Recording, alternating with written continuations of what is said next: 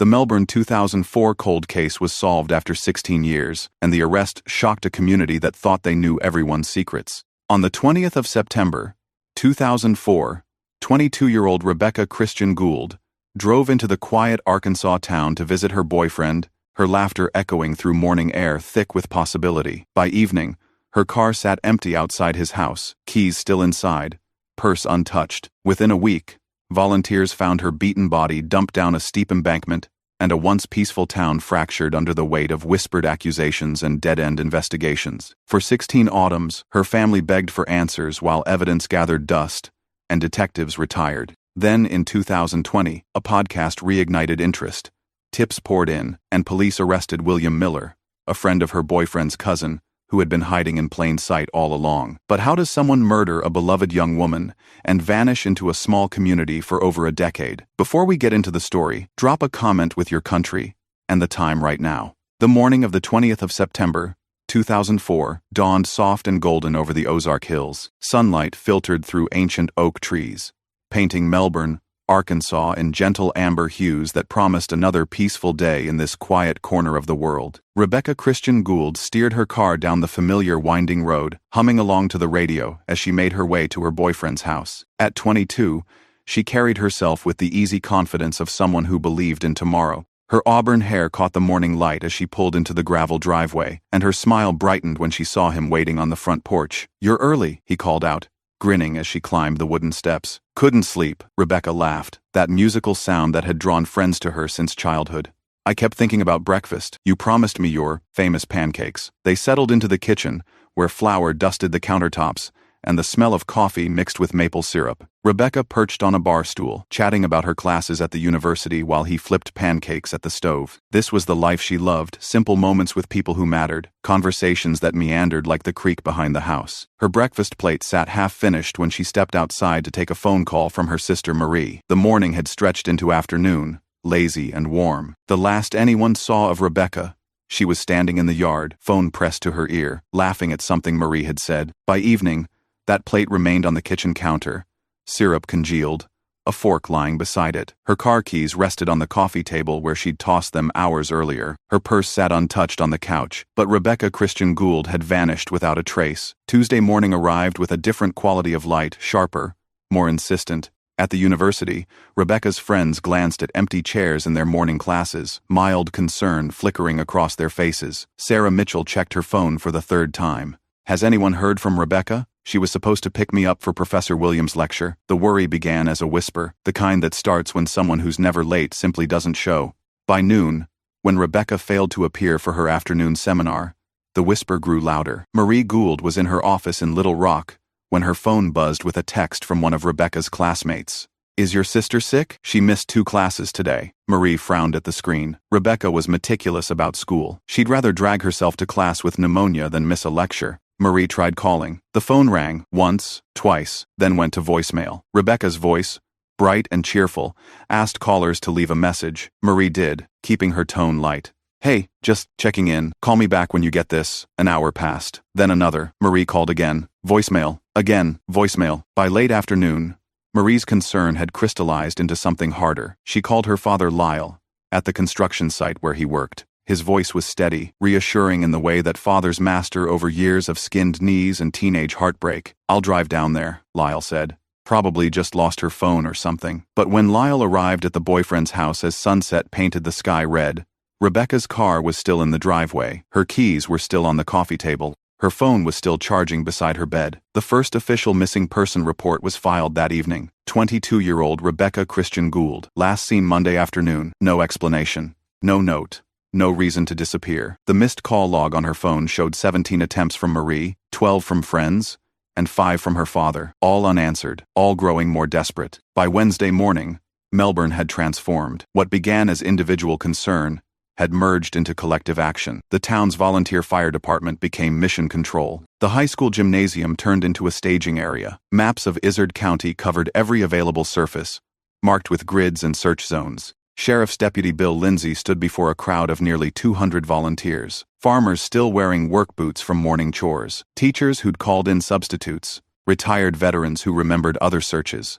Other missing people, high school students who'd driven down from the university, their faces pale with worry. "We're going to find her," Lindsay announced, his voice carrying across the gymnasium. "We're going to bring Rebekah home." The search teams spread across the hills like water finding every crevice. They called her name, until their voices went hoarse. They pushed through underbrush that tore at their clothes and skin. They checked abandoned buildings, empty barns, every place someone might seek shelter or hide. Overhead, a helicopter from the Arkansas State Police traced lazy circles, its rotors beating a steady rhythm that became the soundtrack to hope. The pilot, a veteran of dozens of search operations, swept low over the dense canopy, looking for anything out of place. A flash of color, a piece of clothing, any sign that someone had passed this way. From the air, the search looked like an intricate dance. Teams moved in coordinated patterns, their radios crackling with position reports and negative findings. Grid 7 clear. Nothing in the old Miller place. Creek bed checked. No sign. Marie Gould arrived from Little Rock, with thermos bottles of coffee and sandwiches wrapped in aluminum foil. She moved among the volunteers with quiet efficiency, thanking them, updating them, never letting them see the fear that gnawed at her chest. The helicopter footage, later reviewed by investigators, captured something remarkable: a community refusing to give up. Even as the sun set on the second full day of searching, new volunteers continued to arrive. Church groups, college students, strangers who'd heard about the missing girl on the news. But the helicopter also captured something else: the vastness of the Arkansas wilderness, mile after mile of forest, where someone could be lost forever. Thursday brought a shift in focus. While search teams continued combing the hills, investigators began the methodical work of interviewing everyone who'd had contact with Rebekah in the days before she disappeared. In a small conference room at the Izard County Sheriff's Office, Detective Bill Lindsay arranged his notes and prepared to ask the hard questions. 26 years of police work had taught him to listen not just to what people said, but to what they didn't say. The pauses, the inconsistencies, the small details that changed with each telling. The boyfriend sat across from him, hands fidgeting with a disposable coffee cup. His story was straightforward. Rebekah had come for breakfast. They'd spent the morning together. She'd taken a phone call from her sister around noon, and after that, he wasn't sure. Maybe she'd gone for a walk. Maybe she'd driven to the store. He'd been watching television, hadn't really noticed when she left. "She didn't say goodbye?" Lindsay asked. "I mean, she might have. I was pretty focused on the game." The story felt hollow, like a house with good bones but no furniture inside. Next came the boyfriend's cousin, a man named William Miller who'd stopped by the house Monday afternoon. He was quiet, awkward, answering questions with as few words as possible. He'd seen Rebekah briefly, he said. They'd nodded hello. That was it. "What time did you leave?" Lindsay asked. Miller's eyes darted to the wall clock. "Not sure. Maybe 3, 4? And Rebekah was still there when you left?" "I think so. Yeah." But when Lindsay re-interviewed the boyfriend an hour later, the timeline had shifted. Now he remembered Miller staying until after 5. No, wait, maybe it was earlier. The television show he'd been watching was different now too. ESPN instead of a movie. Or maybe it had been both. The inconsistencies piled up like snowflakes. Individually meaningless, but collectively troubling. People's memories were unreliable. Lindsay knew that. Stress made them worse.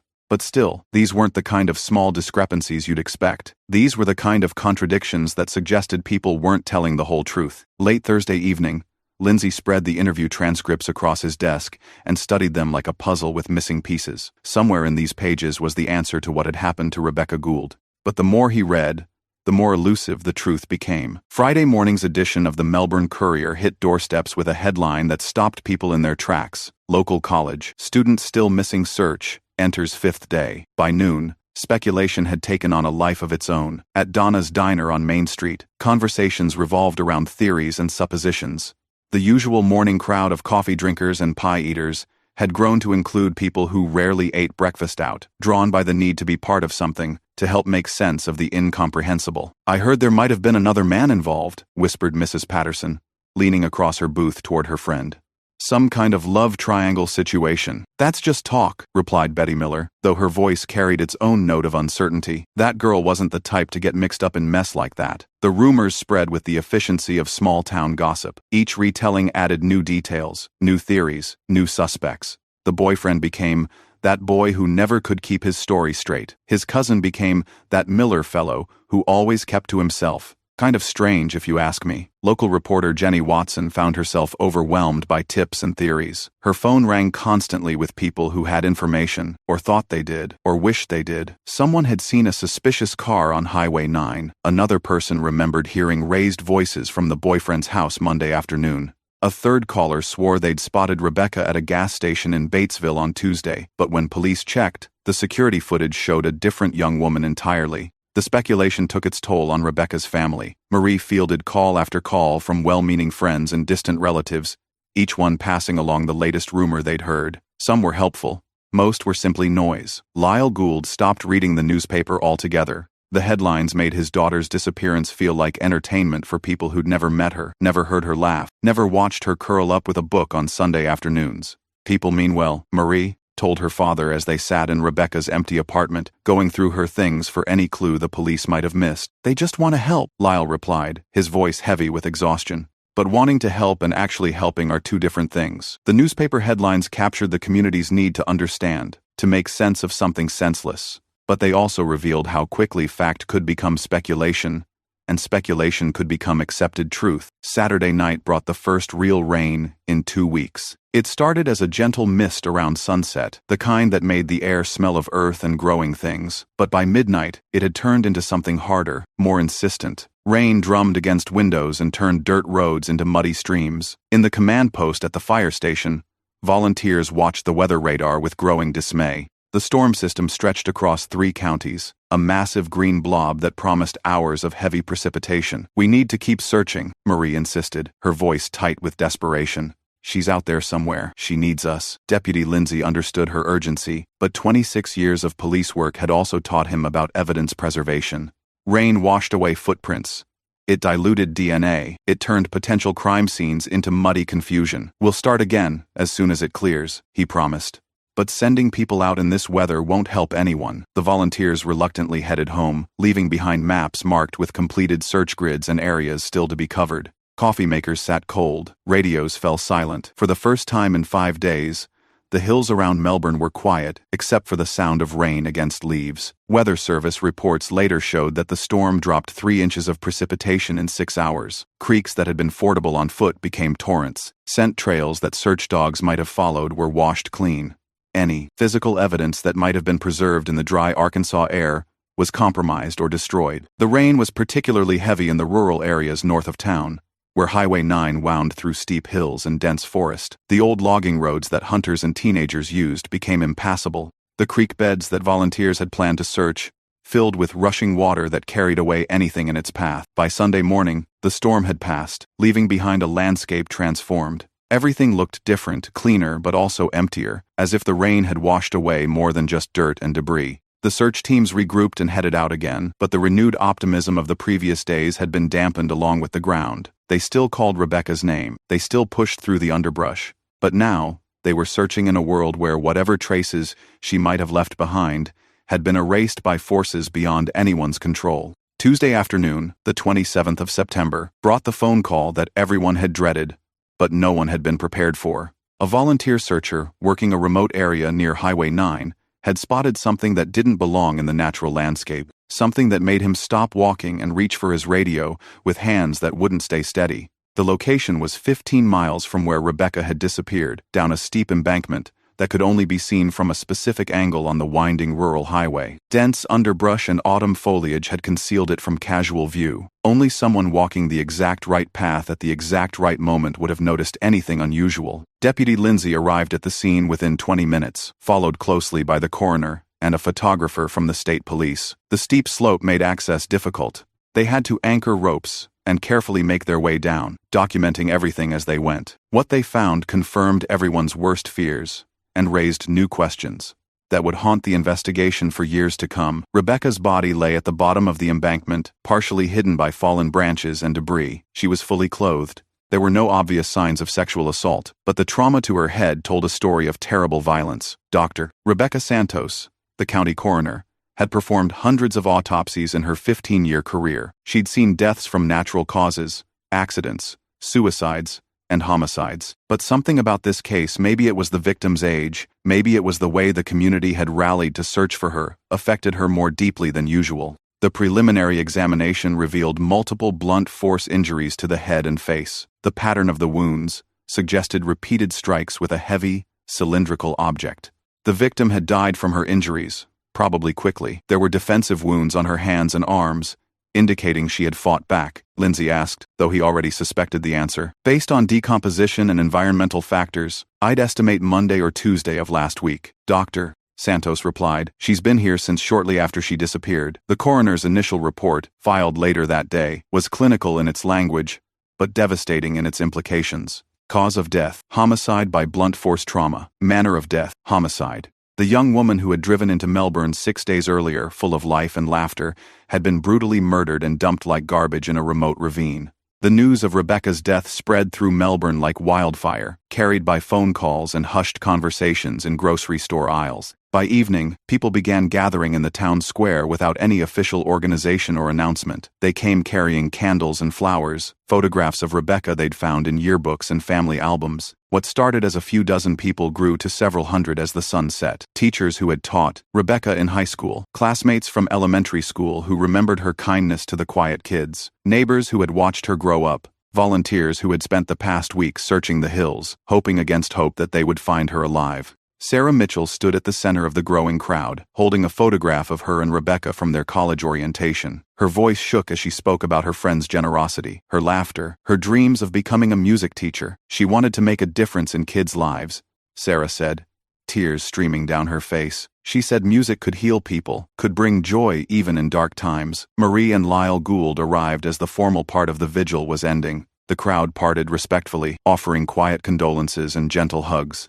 Marie carried a bouquet of yellow roses, Rebekah's favorite flowers, and placed them at the base of the Civil War memorial statue that anchored the square. Pastor Williams from the Methodist Church led the crowd in Amazing Grace, Rebekah's favorite hymn. Voices rose and fell in the familiar melody, some strong and sure, others wavering with emotion. The sound carried across the quiet streets, a communal expression of grief and love. As the singing ended, people began lighting their candles from one another's flames. The small points of light multiplied until the square glowed with a warm, steady radiance that pushed back the October darkness. Someone began Ave Maria, and those who knew the words joined in while others stood in respectful silence. The vigil lasted until nearly midnight. People were reluctant to leave, reluctant to blow out their candles, and return to a world where a bright young woman had been murdered and her killer remained unknown. When they finally dispersed, they left behind a collection of flowers, photographs, and handwritten notes that turned the memorial statue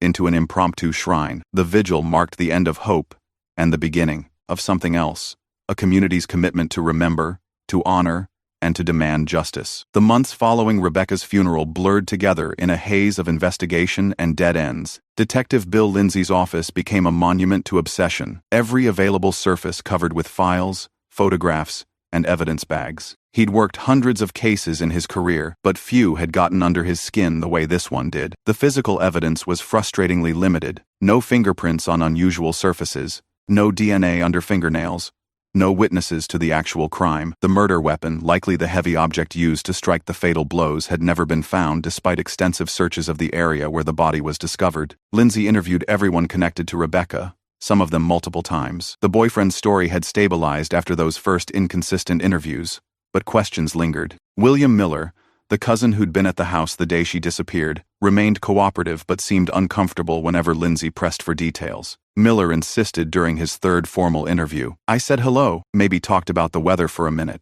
That's it. But you were there for several hours, Lindsay pointed out. I was visiting my cousin. We watched television, had some beers. I wasn't paying attention to his girlfriend. The investigation expanded to include anyone who might have crossed paths with Rebekah in the days before her death. Classmates, professors, co-workers from her part-time job at a music store. Each interview generated more paperwork, more notes, more loose threads that seemed to lead nowhere. By Christmas 2004, the case file had filled 3 boxes: crime scene photographs, witness statements, phone records, forensic reports, maps marking every location that had been searched. The boyfriend had been polygraphed twice, passing both times. Miller had agreed to a polygraph as, well, with inconclusive results. The Arkansas State Police had assigned additional investigators, but as months passed with no breakthrough, resources were gradually diverted to newer cases with better prospects. The federal authorities had reviewed the case for possible civil rights violations, but found no federal nexus. Lindsay kept working the case on his own time, calling old contacts, reviewing evidence, following up on tips that continued to trickle in from the public. But with each passing month, the trail grew colder. Witnesses' memories faded, physical evidence deteriorated. The case file boxes gathered dust in a storage room, waiting for the breakthrough that never seemed to come. Every year, on the 27th of September, the anniversary of the day, Rebekah's body was found. Marie Gould made the same phone call to the Ozarks County Sheriff's Office. The conversations had become ritual, as predictable as the changing seasons. "I'm calling about my sister's case," she would begin, her voice steady despite the pain that never fully receded. "Rebekah Christian Gould. I wanted to see if there were any new developments." The answers varied, depending on who answered the phone, but the substance remained disappointingly consistent. No new evidence. No new witnesses. No arrests. The case remained open and active, but in the way that old cases remain active without the urgency or resources of current investigations. Marie had moved to Nashville after college, building a career in nonprofit management, while carrying the weight of her sister's unsolved murder. She'd married a kind man who understood why she kept Rebekah's photograph on her desk at work, why September was always a difficult month, why she sometimes woke up crying from dreams where her sister was still alive. The annual phone calls became more than just requests for updates. They were assertions that Rebekah mattered, that she hadn't been forgotten, that someone still cared about finding her killer. Marie kept meticulous records of each conversation, noting which detective she spoke with, what questions they asked, what information they shared. "Has anyone re-interviewed William Miller lately?" she asked during the 2008 call. "Not recently," Detective Lindsay replied. He was still on the case then, still personally invested, but Marie could hear the fatigue in his voice. 5 years of dead ends had worn him down. "What about new forensic techniques? I read about advances in DNA analysis, touch DNA that can be recovered from smaller samples. We've had the evidence re-examined twice. Nothing new to work with." By 2012, Marie was talking to a different detective. Lindsay had retired, taking his institutional knowledge with him. The new investigator was thorough and professional, but Marie could sense that he was managing the case rather than actively working it. "The file is extensive," he assured her. "We have all the evidence preserved. If new information comes to light, we'll pursue it aggressively." Marie understood the subtext. They were waiting for a confession, a deathbed revelation, some external development that would break the case open. They were no longer actively investigating, but she kept making the calls, every year, the 27th of September, because someone needed to remember, someone needed to care. In Marie's apartment in Nashville, a drawer in her bedroom dresser held birthday cards that would never be mailed. Every year on the 15th of October, Rebekah's birthday, Marie found herself in the greeting card aisle at the drugstore, searching for something that captured how she felt about her sister. The first few years, she'd bought serious cards. "Thinking of you on your special day. Gone, but never forgotten." The kind of cards designed for people mourning, loved ones who had died natural deaths, surrounded by family, at peace. But as the years passed and Rebekah's killer remained free, the cards became angrier. Marie found herself drawn to birthday cards with messages about strength and perseverance and justice, cards that talked about fighting through difficult times and never giving up hope. By 2010, she'd stopped buying the cards altogether and started writing her own messages on blank note cards. Letters that began "Dear Rebekah," and ended up being conversations with a sister who would never age beyond 22. "You would have graduated by now," Marie wrote on what would have been Rebekah's 26th birthday. "You would have been teaching music to elementary school kids, probably making their days brighter the way you always made mine brighter." The unmailed cards and letters accumulated in the drawer, a physical representation of time frozen. While Marie's life moved forward, marriage, career advancement, the purchase of a house with a guest room she still thought of as Rebekah's room, part of her remained trapped in September 2004. She wrote about her wedding day, how strange it had felt to walk down the aisle without her sister as maid of honor. She wrote about career milestones and travel adventures, and the small daily moments that siblings share. She wrote about the silence where Rebekah's voice should have been. "I met your college roommate at the grocery store last week," she wrote, on the 10th anniversary of Rebekah's birthday. "She has 2 kids now, and they remind me of you at that age, all energy and curiosity and joy. She still misses you. We all still miss you." The drawer became a repository for all the conversations Marie wished she could have had, all the shared experiences that had been stolen, along with Rebekah's life. Every birthday card represented another year of injustice, another year of questions without answers. But they also represented something else, a love that refused to fade, a bond that death couldn't break, a promise that some people would never be forgotten. In 2019, 15 years after Rebekah's murder, a true crime podcaster named Marcus Thompson discovered her case while researching unsolved homicides in rural Arkansas. He'd built a following covering cases that mainstream media had forgotten, small-town mysteries, cold cases that had fallen through the cracks of public attention. Something about Rebekah's story captured his imagination. Maybe it was her age, close to his own daughters. Maybe it was the photograph he found in an old newspaper archive, her smile radiant with possibility. Maybe it was the frustrating lack of resolution in a case that seemed solvable. Thompson contacted Marie through the victims advocacy group she'd joined, explaining his interest in featuring Rebekah's case on his podcast, Forgotten Voices. Marie was initially skeptical. She'd been disappointed by media coverage before, reporters who seemed more interested in sensational details than in finding justice. But Thompson was different. He spent hours on the phone with her, learning about Rebekah as a person rather than just as a victim. He traveled to Melbourne to see the places where she'd lived and died. He interviewed old friends, former investigators, anyone who remembered the case. The podcast launched in March 2019 with a 3-part series titled The Melbourne Murder. Thompson's approach was respectful but unflinching, laying out the evidence while highlighting the gaps in the investigation. He ended each episode with a direct appeal to listeners who might have information. The response was immediate and overwhelming. Thompson's email inbox filled with messages from people who remembered the case, who had theories about what might have happened, who claimed to know details that had never been made public. Most of the tips were worthless conspiracy theories, mistaken memories, people inserting themselves into a story they'd only heard secondhand.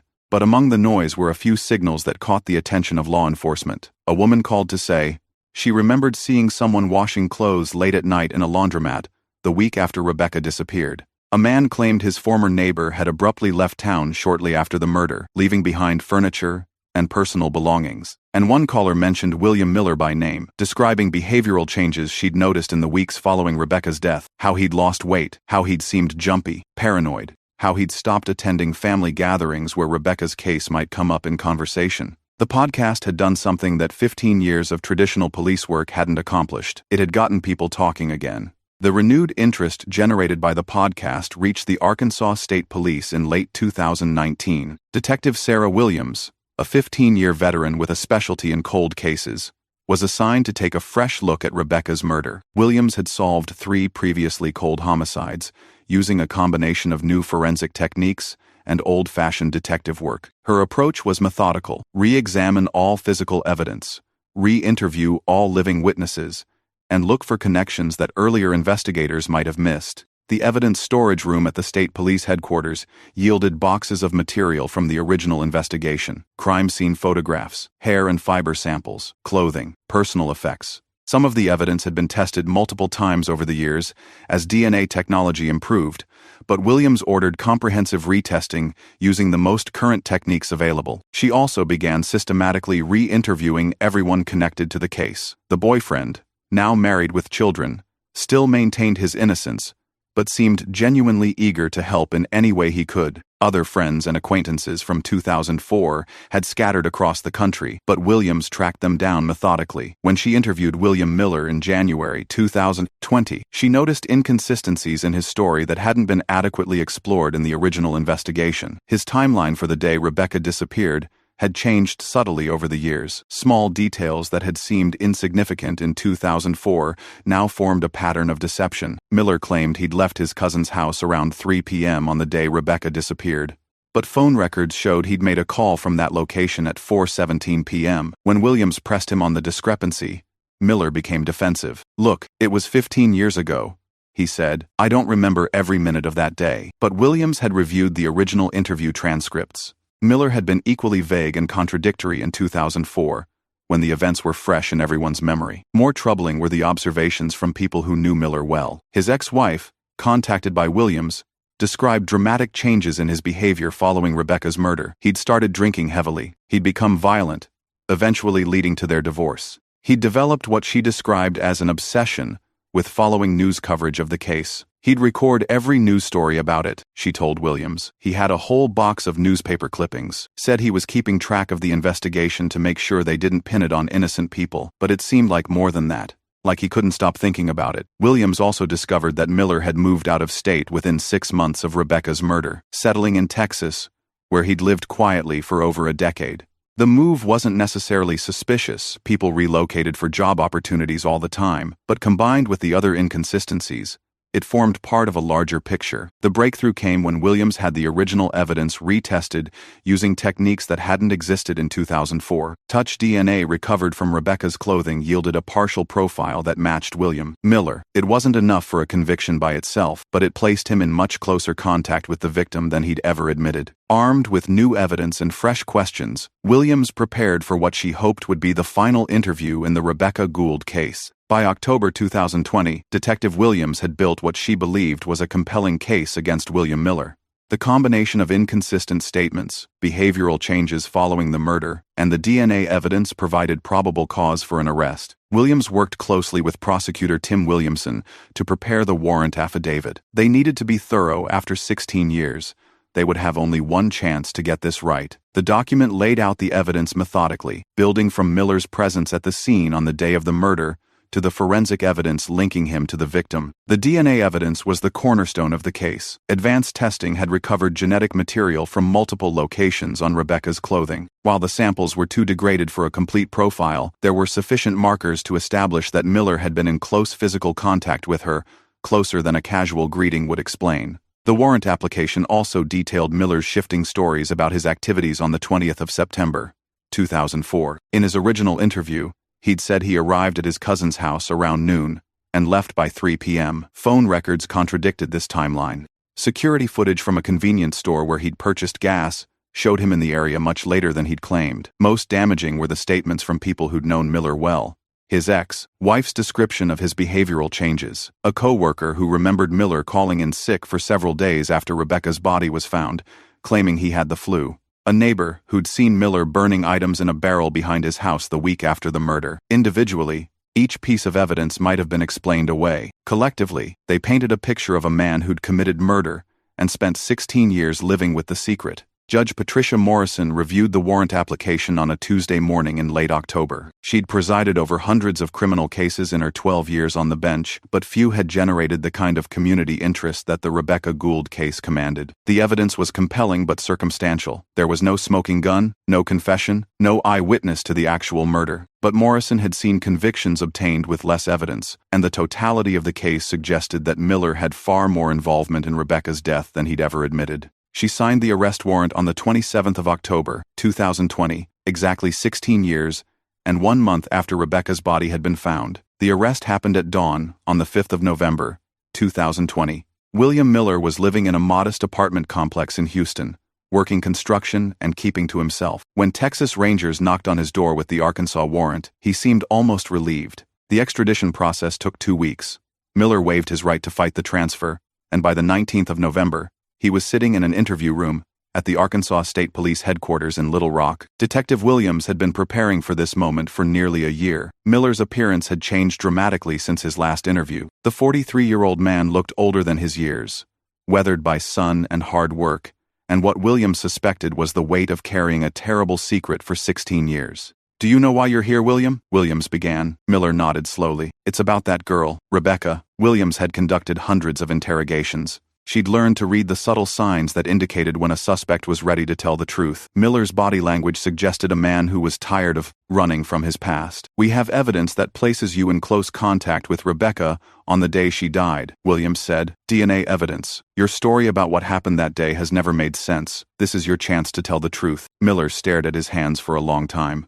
When he finally spoke, his voice was barely above a whisper. "I didn't mean to kill her." The confession, recorded on video and audio, lasted for nearly 3 hours. Miller described how an argument had escalated into violence. He'd been drinking. Rebekah had said something he claimed he couldn't remember what that had enraged him. He'd grabbed a piano leg that was leaning against the wall, part of an old upright piano that someone had been dismantling for parts. "I hit her once," Miller said, tears streaming down his face. "She fell down, but then she tried to get up. And I don't know why I did it. I hit her again. And again." The murder weapon had been burned along with other items the week after Rebekah's body was found. Miller had loaded her body into the back of his truck and driven the winding roads until he found a remote spot to dump it. For 16 years, he'd lived with the knowledge that he'd beaten a young woman to death over what he couldn't even remember as a significant disagreement. The confession should have expedited the legal process, but Miller's case became entangled in the complex machinery of the Arkansas court system. His initial court appearance in December 2020 was a brief procedural hearing where he was formally charged with first-degree murder. Defense attorney John McDonald was appointed to represent Miller after he claimed he couldn't afford private counsel. McDonald was experienced in capital cases and understood the gravity of representing someone who had confessed to murder. His ethical obligation was to provide zealous representation, regardless of his personal feelings about the case. The first challenge came when McDonald moved to suppress Miller's confession, arguing that his client hadn't been properly advised of his Miranda rights before the crucial portions of the interview. Detective Williams had followed protocol, but McDonald claimed that Miller's emotional state had rendered him incapable of making informed decisions about waiving his constitutional protections. Prosecutor Tim Williamson opposed the motion vigorously. The confession had been voluntary and properly obtained. Miller had been coherent and responsive throughout the interview. He'd even corrected details in his own statement, demonstrating that he understood what he was saying. Judge Morrison scheduled evidentiary hearings for March 2021, but the COVID-19 pandemic disrupted court schedules throughout Arkansas.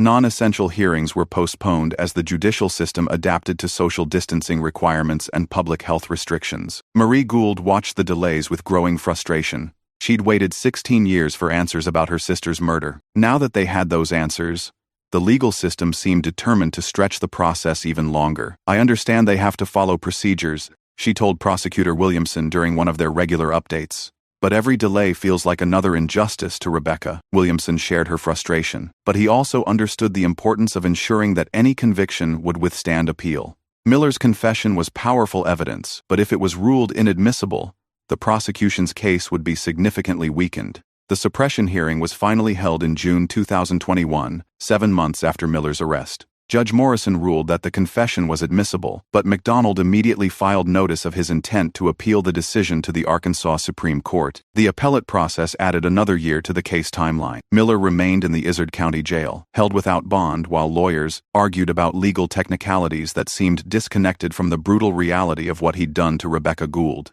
On the 12th of October, 2022, nearly 2 years after his arrest and 18 years after Rebekah's murder, William Miller stood before Judge Morrison and changed his plea to guilty. The decision caught everyone by surprise, including his own defense attorney. McDonald had spent months preparing for trial, interviewing potential witnesses, and challenging evidence. But as the trial date approached, Miller had grown increasingly despondent. The weight of carrying his secret for so many years, combined with the prospect of reliving the murder in open court, had apparently become unbearable. "I don't want to put her family through a trial," Miller told McDonald during their final meeting before the plea hearing. "They've suffered enough because of what I did." The plea agreement was straightforward.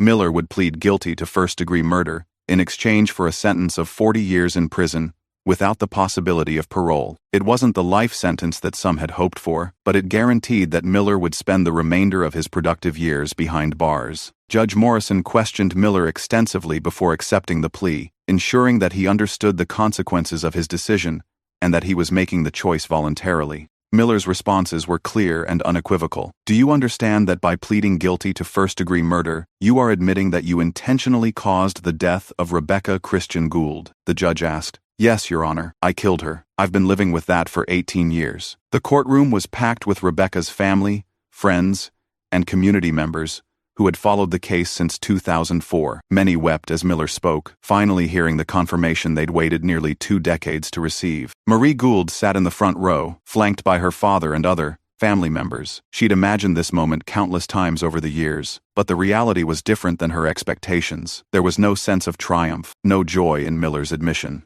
Only a hollow satisfaction that the truth had finally been acknowledged. The guilty plea document, filed with the court that afternoon, was a single page that represented the end of one of Arkansas's longest-running murder mysteries. After 18 years of questions, denials, and dead ends, the case of Rebekah Christian Gould was finally resolved. But for her family, the real work of healing was just beginning. The sentencing hearing was scheduled for the 26th of October, 2022, giving Rebekah's family and friends an opportunity to address the court and, for the first time, speak directly to her killer about the impact of his actions. Marie had been preparing her statement for weeks, writing and rewriting words that could somehow capture 18 years of grief, loss, and unanswered questions. How do you quantify the damage caused by murdering someone's sister, daughter, friend? She was the first to speak, her voice steady despite the tears that streamed down her face. Your Honor, my sister Rebekah was 22 years old when this man took her life. She was a music student who wanted to teach children. She was kind, generous, and full of joy. She made everyone around her feel special and loved. Marie turned to face Miller directly, something she'd never had the opportunity to do before. You stole her future, she said.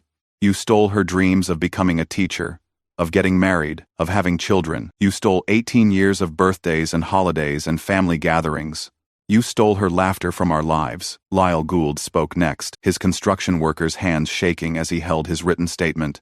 I keep thinking about all the things I'll never get to do with my daughter, he said. I'll never walk her down the aisle at her wedding. I'll never hold her children. I'll never hear her call me on my birthday or come home for Christmas dinner. His voice broke as he continued. But the worst part is knowing that she suffered, knowing that she was scared and in pain and calling for help that never came. As her father, I was supposed to protect her, and I failed. Sarah Mitchell, Rebekah's college friend, read a statement on behalf of their former classmates. Rebekah had this way of making everyone feel included, she said. If someone was sitting alone in the cafeteria, she'd invite them to join our table. If someone was struggling in class, she'd offer to help them study. She saw the best in everyone, and she brought out the best in the people around her. Sarah looked directly at Miller. You killed someone who would have forgiven you if you'd asked. That's the kind of person she was. That's who you took from this world. The impact statements continued for over an hour, each one adding another layer to the portrait of a life cut short and the ripple effects of violence that had touched dozens of people. After Judge Morrison pronounced Miller's 40-year sentence,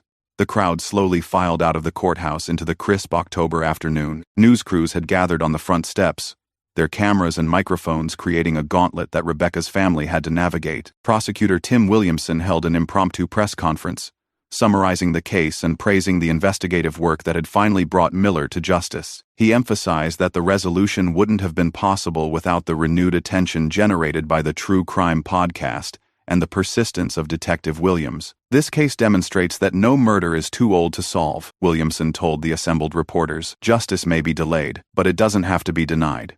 We hope that today brings some measure of peace to Rebekah's family and to the Melbourne community that has carried this burden for 18 years. Marie Gould approached the microphones reluctantly. She'd never been comfortable with public speaking, but she felt obligated to say something on behalf of her sister and their family. We're grateful that William Miller finally told the truth about what he did, she said, her voice barely carrying over the traffic noise from the busy street.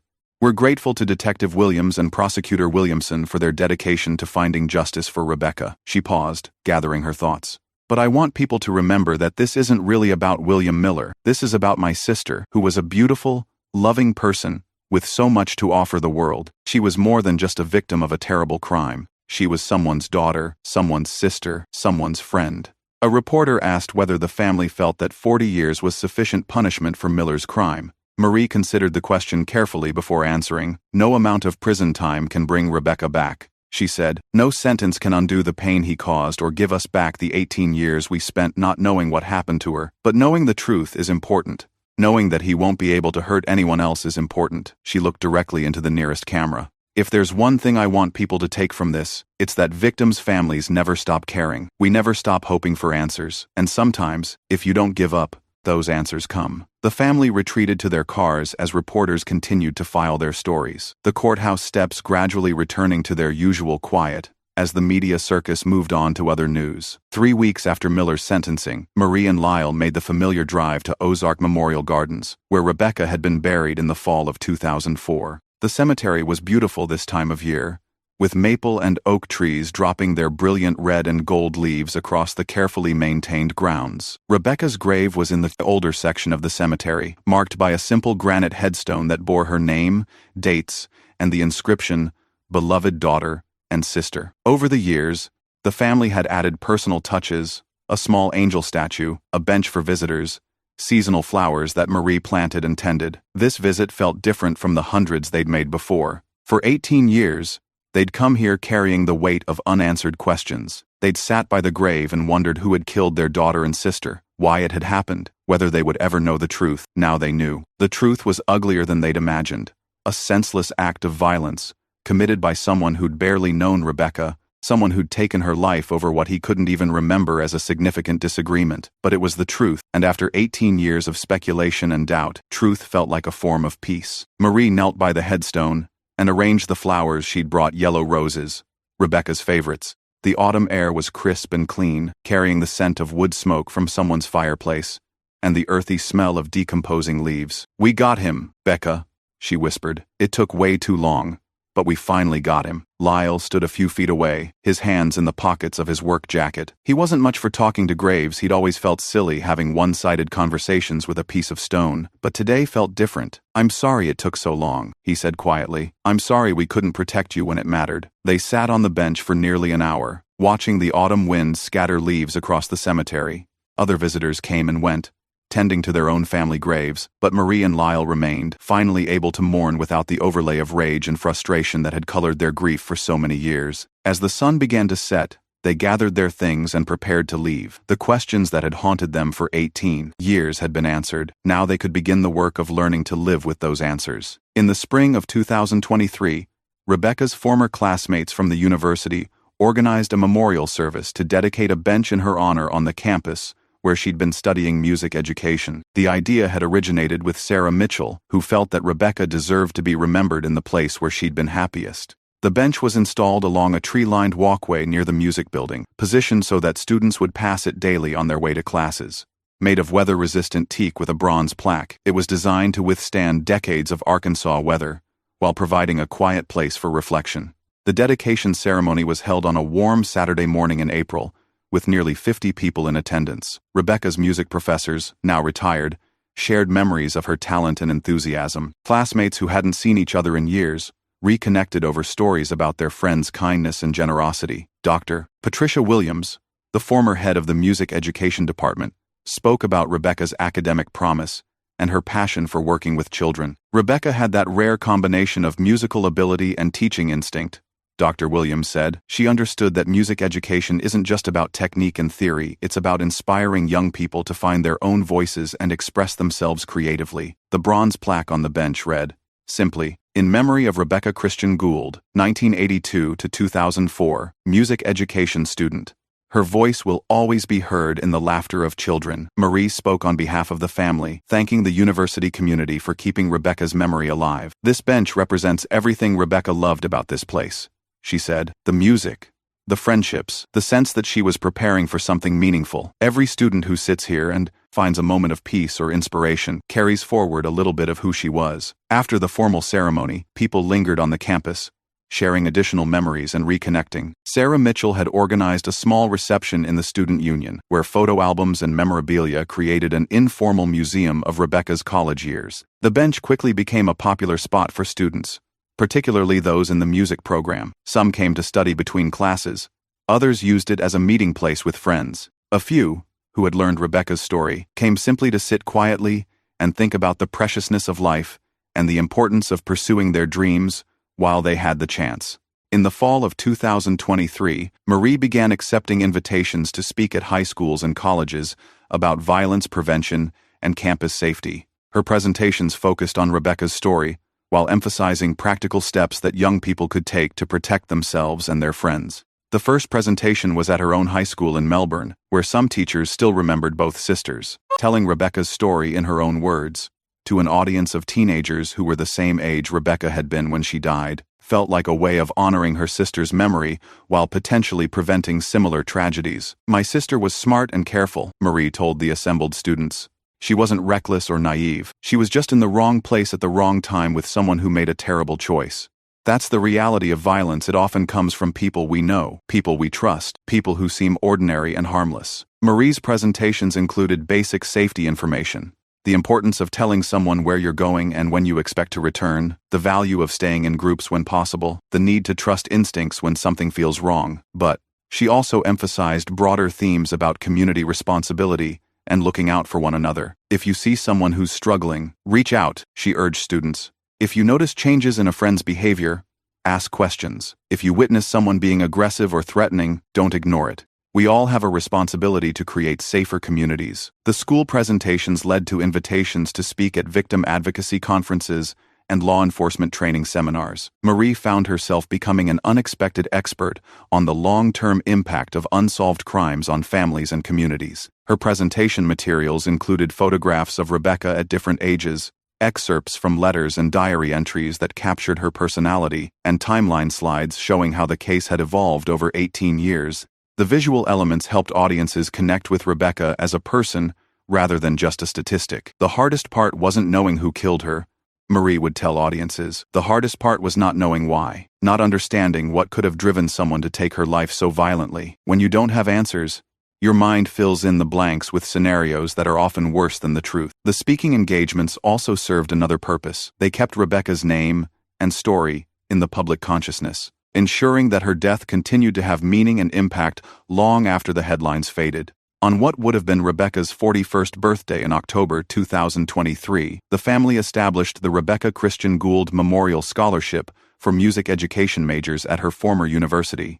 The endowment, funded through donations from family, friends, and community members who had followed her case, would provide annual awards to students who demonstrated both academic excellence and a commitment to serving underrepresented communities. The first recipient was Ashley Martinez, a sophomore from Little Rock who planned to teach elementary music in low-income schools. Ashley had grown up in poverty herself and understood the power of music education to provide hope and opportunity for children who might otherwise have limited exposure to the arts. "Music saved my life," Ashley said during the scholarship presentation ceremony. "When everything else in my world was chaotic or scary, I could lose myself in singing or playing piano. I want to give that same gift to other kids who need it." Marie presented the scholarship certificate and a check for $5,000, enough to cover Ashley's tuition for the semester. The presentation was held in the same music building where Rebekah had taken classes nearly 20 years earlier. Rebekah would have loved Ashley's story, Marie told the audience of faculty, students,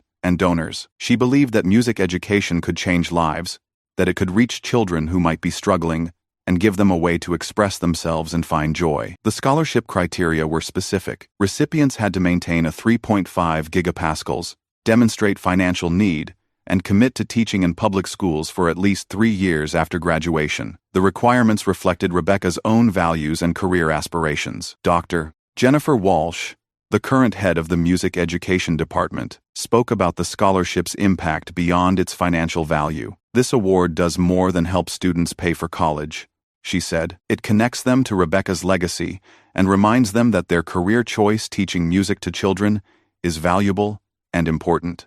It validates their decision to go into education despite the financial sacrifices that often involves." Ashley accepted the award with tears in her eyes, holding the certificate as if it were made of precious metal. "I promise I'll make the most of this opportunity," she said.